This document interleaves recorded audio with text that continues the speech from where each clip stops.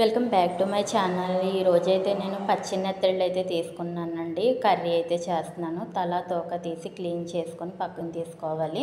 దీంట్లోకి సరిపడినంత ఉప్పు, అలాగే పసుపు, కారాన్ని కూడా వేసుకోవాలి.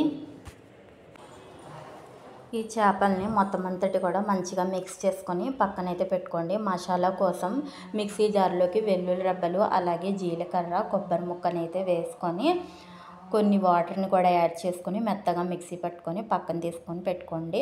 అలాగే ఫిష్ కర్రీ కోసం పెద్దగా అయితే ప్యాన్ అయితే తీసుకోండి మీరైతే. అలాగే దీంట్లోకి ఒక 2-3 స్పూన్స్ అయితే ఆయిల్ వేసుకున్నాను. ఆయిల్ కాస్త హీట్ అయిన తర్వాత ఒక 5-6 ఉల్లిపాయలను అయితే వేసుకొని మూత పెట్టి మగ్గించానండి.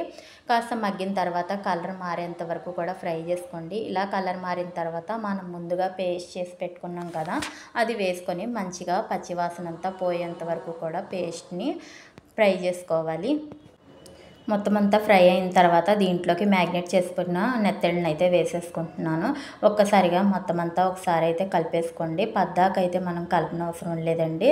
ఫిష్ కర్రీకి చాలా ఈజీ ప్రాసెస్లో అయితే అయిపోతుందండి. దీంట్లోకి కొన్ని వాటర్ని అయితే పోసుకున్నానండి. ఆ కర్రీ మొత్తం అంతా మునిగేంత వరకు వాటర్ వేసుకుంటే సరిపోతుంది. దీంట్లోకి ఫ్రెష్ తరిగిన కొత్తిమీరని అయితే వేసుకున్నాను. ఒక్కసారి కలుపుకొని అయితే మూతని జారుగా పెట్టి అయితే ఒక 5 నిమిషాలు అయితే కుక్ చేయండి. ఒక 5 నిమిషాల తర్వాత మూత అయితే తీసేసి 4-5 పచ్చిమిర్చి, అలాగే దీంట్లోకి కొద్దిగా ధనియా పౌడర్, అలాగే నేను కొద్దిగా గరం మసాలాను కూడా వేస్తున్నాను. ఈ 2 వేసిన తర్వాత ఒక్కసారి అయితే కలుపుకొని ఒక 5 నిమిషాలు అయితే కుక్ చేయండి. మన పచ్చి నెత్తళ్ళ కర్రీ అయితే రెడీ అయిపోయిందండి తినడానికి. మీకు నా వీడియోస్ నచ్చితే లైక్ చేయండి ఫ్రెండ్స్. అలాగే నా ఛానల్ని సబ్స్క్రైబ్ చేసి సపోర్ట్ చేయండి ప్లీజ్. Thanks for watching.